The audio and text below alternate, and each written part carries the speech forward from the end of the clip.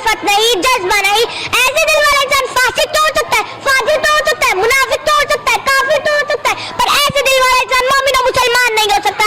मैं दोस्तों मोमिन और मुसलमान नहीं हो सकता। आज इश्क रसूल के बड़े बड़े दावे करने वाले गुस्ताख रसूल का साथ देते नजर आते हैं। मेरे साथियों, यहाँ मैं ये भी कहना जरूरी समझती हूँ कि इश्क रसूल से मोहब्बत ये नहीं कि एक दिन बड़ा सारा चरागा कर लो या झूम झूम कर नाते पढ़ लो या बड़ी बड़ी तकरीरें कर लो। मेरे नबी से मोहब्बत का तकाजा तो ये है कि अपनी रोजमर्रा की जिंदगी खाने पीने सोने उठने बैठने में मेरे नबी सल्लल्लाहु अलैहि वसल्लम की पैरवी करो।